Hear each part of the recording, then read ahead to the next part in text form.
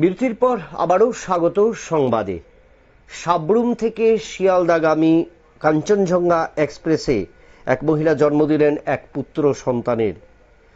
জানা যায় যে সাব্রুম শিয়ালদা কাঞ্চনজঙ্ঘা ট্রেনটি দুপুর 12টা নাগাদ ধর্মনগর রেল স্টেশনে এসে পৌঁছায়। তখন জিআরপির কাছে খবর আসে ট্রেনে এক শিশুর জন্ম হয়েছে। খবর পেয়ে মাত্রই ধর্মনগর জিআরপির দ্রুত পদক্ষেপ নিয়ে মা ও নবজাতক শিশুকে ধর্মনগর রেল স্টেশন থেকে উদ্ধার করে এবং পরবর্তী সময়ে ধর্মনগর হাসপাতালে নিয়ে যায় এবং অ্যাম্বুলেন্সে এসে মা ও শিশু হাসপাতালে পৌঁছানোর পর তারা সম্পূর্ণ সুস্থ রয়েছেন এবং সে বিষয়ে জানালেন চিকিৎসকরা।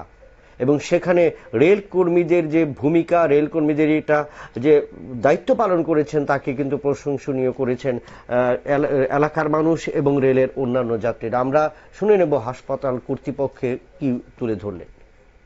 কি দেখতে পেলেন আপনারা?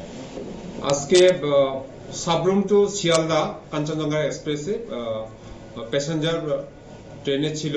তারা একজনের ডেলিভারি হয়েছে ট্রেনের মধ্যেই। তো ধর্মনগরে যখন এসেছিল এখানে, তো এখানে আমরা নেমেছে তারা। তারপরে ডক্টরকে খবর, রেলওয়ে ডক্টরকে খবর দিয়ে তারা এসে প্রাথমিক চিকিৎসা করে তারপরে অ্যাম্বুলেন্স দিয়ে এসে আমরা পাঠিয়ে দিয়েছি হসপিটালে। মহিলার নাম ছিল কেটকি নাগাসিয়া, ওয়াইফ অফ শ্রী কেটকা নাগাসিয়া। তাদের বাড়ি হলো ঝাড়খণ্ড। তারা কোথা থেকে আসছিল? তারা আগরতলা থেকে এসেছিল। কোথায় যাচ্ছিল? শিয়ালদা।